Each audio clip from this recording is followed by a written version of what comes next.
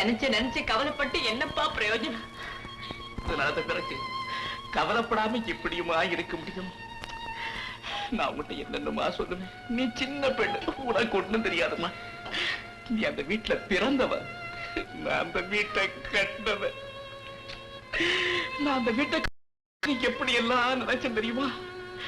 உனக்கு அந்த வீட்டுல தடவுளா கல்யாணம் பண்ணணும், நீ சீரும் சிறப்புமா குழந்தை குட்டியோட வாழணும், அதை பார்த்து நான் சந்தோஷப்படணும்னு கனவு கண்டேன்.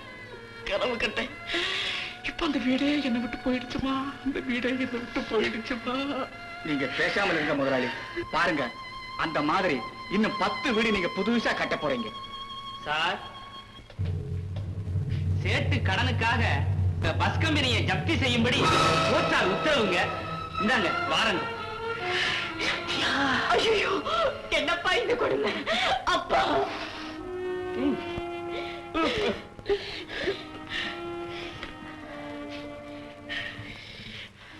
சரி, இப்ப இது பஸ் கம்பெனி மட்டும் இல்லைங்க, நான் குடியிருக்கிற வீடே இதுதான்.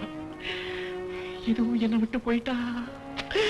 ஐயோ கடவுளே, வயசுக்கு வந்த பெண்ணை வச்சுக்கிட்டு நான் எப்படி நடுத்தருவுல நிற்பேன்? நான் எப்படி நடுத்தருவுல நிற்பேன்?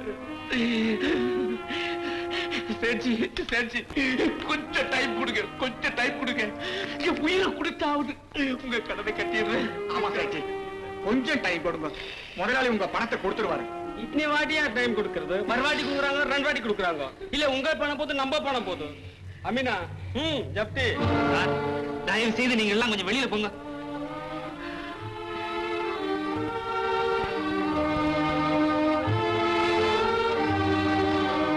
ராஜுவை வெளியில அனுப்பாம இருந்திருந்தா நமக்கு இன்னைக்கு இந்த நிலைமை ஏற்படுக்கும். யாரு பேச்சையோ கேட்டு. அப்படின்னா நீங்க கெட்டு போனதுக்கு நான் தான் காரணமா? என்ன வேலு, உங்ககிட்ட கொள்ளையடிச்சிட்டு போய் தனியா பஸ் கம்பெனி நடத்துற ராஜு யோக்கிய, கஷ்ட காலத்துல உங்ககிட்ட ஓட்டிட்டு இருக்கிற நான் அயோக்கிய, அப்படித்தானே? இல்லப்பா வேலு. போது முதலாளி, இந்த நிலையில என்னால உங்களுக்கோ உங்களால எனக்கோ எந்த விதமான பிரயோஜனமும் கிடையாது. அதனால நான் ஒதுக்கிக்கிறேன். அவர் நல்லவரோ கெட்டவரோ, நம்ம வாழ வச்சவர் அவர் தான். அதனால இந்த காரியத்தை அவரை கொண்டுதான் செய்ய சொன்னோம். செய்து எல்லாரும் சம்மதிச்சுங்க. வாங்க. சரிண்ணே, அப்படியே செஞ்சிடுவோம். கவனிக்கலாம். வந்து ஐயா, முருகப்ப முதலாளி பார்க்கணுங்க. இப்ப இந்த கம்பெனி சேட்டுக்கு சொந்தம். பத்தி பண்ணிட்டாரு.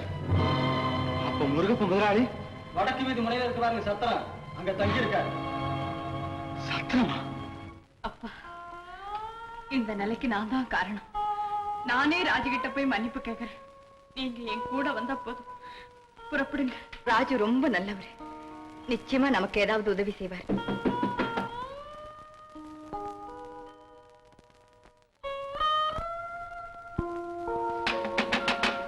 முதலாளி, முதலாளி. அப்பா, ராஜுதான் வந்திருக்காரு. ராஜுவா, இந்த கோலத்துல ராஜு ஒன்ன பார்க்க வேண்டாமா? போமா, உள்ள போ. போமா முதலாளி.